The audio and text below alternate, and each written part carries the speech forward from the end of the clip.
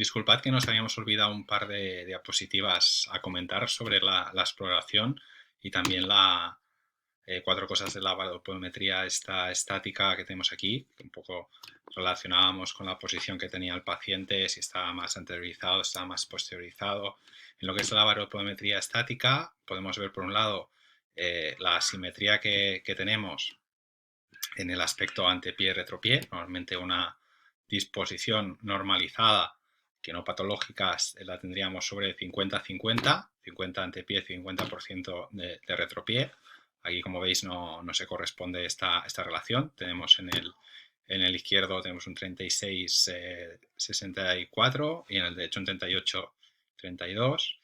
Otra cosa que tendríamos que tener en cuenta también es la disposición pierna derecha, pierna izquierda, también 50-50, ¿no? Más o menos 5% que siempre hay dentro del cuadro de normalidad. Aquí en ese sentido sí que estaría bastante simétrico, ¿no? Tendríamos un 52-48%, hay ese 2% de diferencia dentro de la normalidad, ¿no? Por lo demás, tendríamos un paciente que tiene esta caracterización de sobrecarga a nivel del retropié.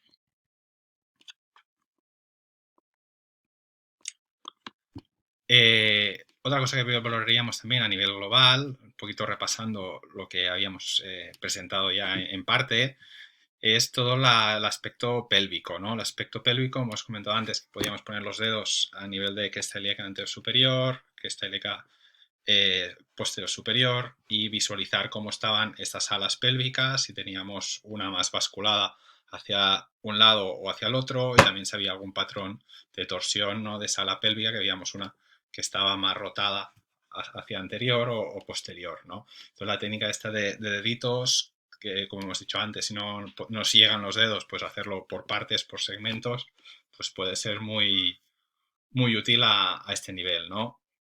También la correlación que mirábamos con la dismetría, ¿no? De ver las escápulas, ver la cintura escapular, ver la cintura pélvica, los huecos popliteos, la orientación de rótulas, para dar también una visión general en todos estos aspectos.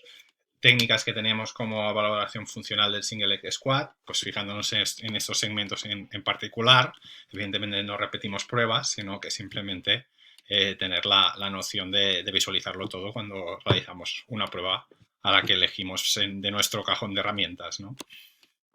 Otros test que podemos hacer específicos, como ya conoceréis, pues por ejemplo podríamos hacer el test de la cintilla iliotibial, ¿no? El test de over, situando el paciente así en decúbito lateral, tiraríamos la pierna para arriba y un poquito para atrás, la dejaríamos ir y veríamos si cae de golpe o no cae, y luego también valoraríamos si existe fricción en esa zona de la cintilla con la rodilla o no existe, ¿no? En la zona del tubérculo de Gerdy, de la inserción. También tendríamos test de ligamentos laterales, ¿no? Los test de colaterales, el test de meniscos, McMurray, Apley, los test de ligamentos cruzados, con el cajón anterior, cajón posterior, siempre fijando bien el pie. Otros test también podológicos que son de gran uso y sencillos de realizar, como el test de elevación de talón, tanto monopodal como bipodal. Preferentemente el monopodal, bueno, nos da más información y veríamos pues cómo está esta articulación metasofalángica, valoraríamos básicamente lo que está escrito el test, ¿no? Ese tibial posterior, también cómo se comporta este gastrocnemio.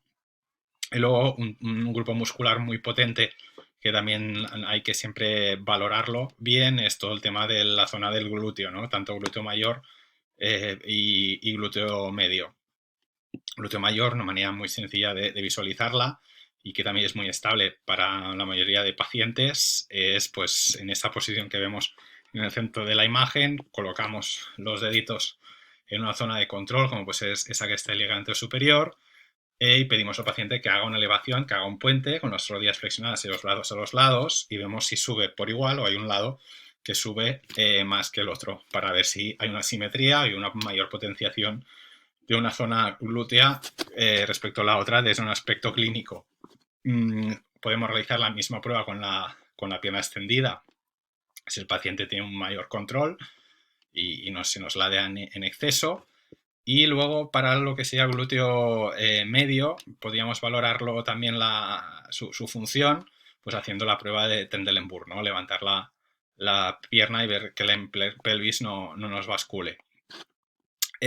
Otras pruebas que podemos realizar son también el tema, por ejemplo, de patrones de activación muscular, ¿no? Para ver también si hay una debilidad o hay algún tipo de disfunción a la hora de activar una musculatura u otra. Podemos hacer, por ejemplo, la prueba de extensión de cadera de manera activa, ¿no? De manera que el paciente la realiza y poniendo los deditos en el vientre, por ejemplo, del isquio y en el vientre del glúteo y viendo quién se activa primero, ¿no?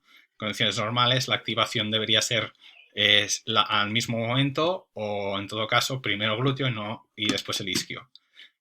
Si vemos, por ejemplo, que se activa primero el isquio, puede ser un indicativo de que hubiese una debilidad, por ejemplo, de glúteo. Otra cosa que nos podemos visualizar cuando el paciente haga esta extensión es que la pierna la flexione un poquito. Si la flexiona un poquito, el isquio también puede ser que esté trabajando en exceso y como también es flexor de rodilla, así en esta situación de descarga, pues nos marcaría una pequeña flexión en lugar de levantar la cadera sin esa flexión de rodillas. Bueno, hasta aquí podríamos hacer más test, pero bueno, un poquito lo dejaríamos a este punto. A partir de ahí, seguiríamos en nuestras diferentes etapas que hemos comentado, en los diferentes bloques exploratorios, y nos iríamos al análisis dinámico. El análisis dinámico, como todos los análisis y los protocolos de exploración, pues van cambiando. Este es uno que tenemos ahora aún vigente, pero que hemos ido cambiando cositas ya a día de hoy. Lo primero que tendremos que establecer será la velocidad que vamos a valorar al paciente. Vamos a hacer una valoración controlada en consulta, con lo cual utilizaremos un tapiz rodante porque nos da mucha facilidad de homogeneizar las pisadas, nos da la facilidad de poder medir a una misma velocidad, que eso nos va a interesar mucho porque va a ser la principal causante de variación de cualquier parámetro que queramos valorar, el tema de velocidad. Y ciertamente va a ser difícil dos cosas. Una, establecer una velocidad adecuada a lo que queramos analizar. Normalmente que el paciente nos puede decir, sobre todo si es experimentado, a qué velocidad de carrera tiene, ¿no? Qué ritmo tiene, a cuánto va el kilómetro. Pero igualmente siempre a veces es difícil porque en consulta mucha gente viene muy motivada y quieren correr más de lo que corren habitualmente. Y la otra cosa, si están adaptados o no a correr o acostumbrados en cinta, porque también varía un poquito el patrón si no están acostumbrados. ¿No? Son esas dos cositas a tener en cuenta.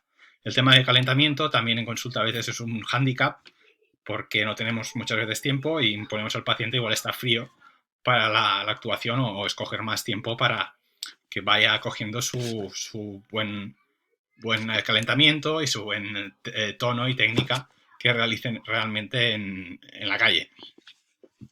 A partir de ahí valoraremos, te digo, en este protocolo que tenemos ahora instaurado tres aspectos, ¿no? Valoraremos por un lado un análisis cinemático con cámaras de alta velocidad, que hoy en día incluso utilizamos iPads, móvil, que ya nos dan tranquilamente hasta 240 imágenes por segundo, 240 hercios de grabación, que es más que suficiente.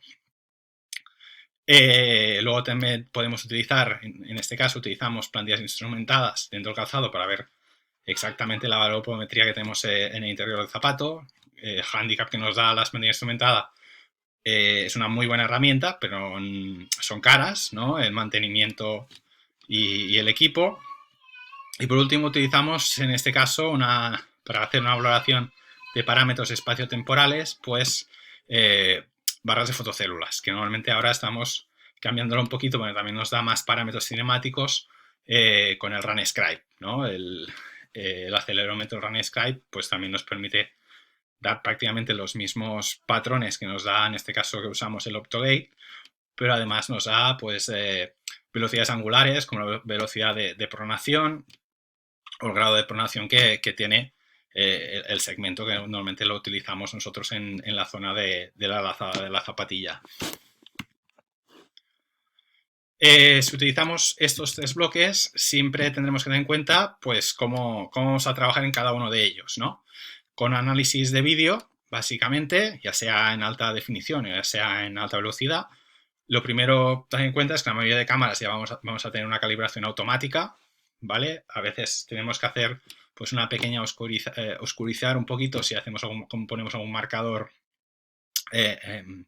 activo, ¿no? Tipo LED, pero si no, normalmente con luz normal y un marcador reflectante, ya sea a modo de un marker propiamente de estos reflectantes o un pequeño gomet o pegatina de estas reflectantes, pues nos es suficiente, ¿vale? Y adquirimos los datos y luego eso sí tenemos que hacer el tratamiento de datos para pues elegir qué imágenes vamos nosotros a analizar. En caso de lo que sería las pantallas instrumentadas, en este caso utilizamos las FSCAN Mobile, sí que tenemos que hacer primero una pequeña preparación al paciente, ¿no? Hacer un pequeño montaje en el paciente, escoger la elección de la medida de la plantilla a utilizar, readaptarla, adaptarla a ese calzado y a ese paciente, calibrar y a partir de ahí adquiriremos los datos y posteriormente trataremos los datos y ya podremos trabajar con ellos. Y en este caso el Optogate, también necesitaremos una pequeña preparación y calibración muy sencilla, adquirir los datos y también tendremos que tratar los datos porque, por ejemplo, hay un factor muy interesante, ¿no? Que es que si no los tratamos bien no sabremos si es la derecha o la izquierda la que estamos analizando, ¿no? Y eso ya es una cosa primordial. Y a partir de ahí podríamos empezar a trabajar el análisis y la interpretación de los resultados.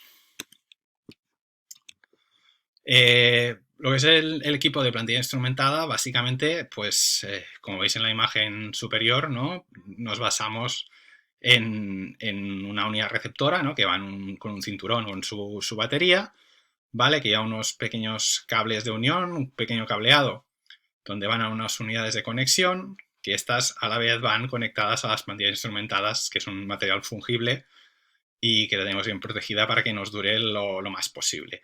La otra cosa a tener en cuenta en este tipo de pequeña instalación que hacemos al paciente es el tema de los velcros, tanto para sujetar, pues, como veis, las unidades de conexión o el cinturón, como los cables para que no nos boten o nos puedan molestar a la hora de hacer las adquisiciones. Lo que es las barras Optogate, como sabéis, o las barras fotoeléctricas, básicamente de fotocélulas, perdón, básicamente son una unidad receptora y una emisora que se van mandando una señal y saben si están cortándose, si están conectadas o no, y luego lo que valoran es cómo se cortan estas señales y depende de cómo se cortan, pues el software las interpreta y nos puede dar los parámetros espaciotemporales que vamos a trabajar. Veréis que vamos a trabajar con esto y también vamos a trabajar con los parámetros que nos va a dar el RunScribe en este caso. Y por último también la cámara de velocidad, como decía, que puede ser tranquilamente pues una cámara de cualquier móvil de hoy en día. Alta velocidad se considera sobre 60 frames por segundo o un poquito más de 30 frames, que sería lo normal que graba un ojo humano, ¿no? Y a partir de ahí, pues en corredores, para evitar pues tener imágenes borrosas o que nos saltemos eventos, depende de la velocidad que vayamos, pues ya tiramos tranquilamente para lo que serían las cámaras, pues grabando a 100 o 240 frames por segundo, como os decía.